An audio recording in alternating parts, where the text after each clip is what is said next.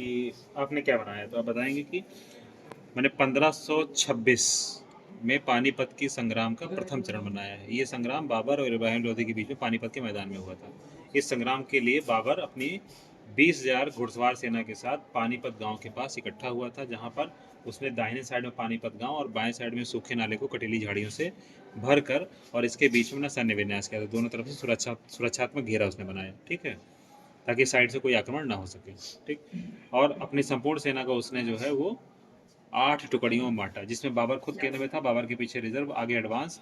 बाबर के बाएं हाथ पर बायां केंद्र, बायां भाग और बाईं तुरंगा पार्टी। दाहिने साइड में दायां केंद्र, दायां भाग, दाईं तुरंगा पार्टी, ठीक है।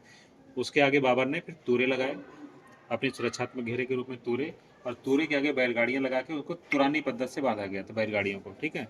और तूरे के पीछे जो है मस्केट्स और तोपें लगाई। इस तरह से बाबर ने अपना सैन्य विन्यास किया। वहीं दूसरी तरफ हम देखते हैं कि इब्राहिम लोदी की सेना में सबसे आगे हाथी थे। इब्राहिम लोदी की संपूर्ण सेना 1 लाख की थी, जिसको इब्राहिम लोदी ने 4 भागों में बांटा था।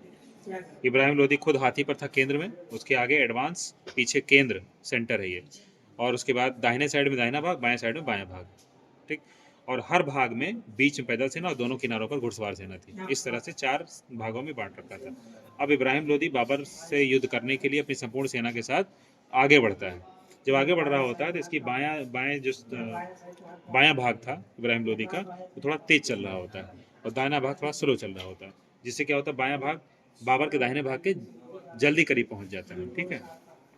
जिससे बाबर को ये लगता है कि इब्राहिम लोदी हमारे दाहिने भाग पर आक्रमण करने वाला है। इसलिए सबसे पहले अब्दुल अजीज के नेतृत्व में जो रिजर्व सेना थी उसको आदेश देता है कि वो जाके दाहिने भाग को मजबूती प्रदान करे, ठीक। उसके बाद दोनों तुलगमा पार्टी को आदेश देता है कि वो तीरों की बौछार करते हुए और इब्राहिम लोदी की सेना को पीछे से घेरे, ठीक, पीछे से घेरे। यहाँ इसको लाकर रखेंगे, इस तरह से फैला देंगे, ठीक, पीछे से घेरे। फिर जो है दोनों भागों को, ठीक है, दाहिना भाग और बाएं भाग को आदेश देता है कि वो सामने से होते हुए दोनों पार्श्वों से घेरें, ठीक है, लोदी की सेना के दोनों किनारे से या पार्श्वों घेरें। तो ये सब सेनाएं जो है दोनों भाग ये आते हैं सामने से। अब यहाँ पे इसको रखेंगे, जिसमें बताएंगे कि मेहदी ख्वाजा, जिसमें जो बायां भाग था, बाएं भाग में मेहदी ख्वाजा जो थे उनकी भिड़ंत एक हाथी से हो जाती है, ठीक है। और उसको हराने के बाद मेहदी ख्वाजा लोदी की सेना के दाहिने भाग पर पहुंच जाते हैं। वहीं दूसरी तरफ ये जो दाहिना भाग था ये लोदी की सेना को बाएं भाग से घेर लेता है, ठीक है। फिर जो है दोनों केंद्र को आदेश देता है कि वो सामने से होते हुए और लोदी की सेना को सामने से घेरे, ठीक।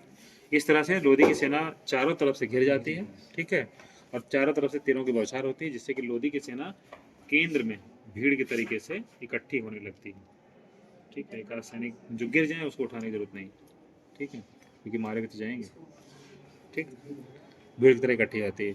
बाबर का उद्देश्य जो है पहले चरण का ये था कि हमें सबसे पहले लोदी की सेना को तोपों की रेंज में लाना है, तो ये चारों तरफ से तीरों की बौछार करते हुए आगे से भी रोकना था ताकि बहुत आगे ना बढ़ पाए, ठीक है, तोपों की रेंज में रहे। तो इस तरह से पहले चरण में के अंतिम दौर में इब्राहिम लोदी की सेना बाबर की तोपों की रेंज में आ जाती है, ठीक। पहला चरण यहीं पर खत्म।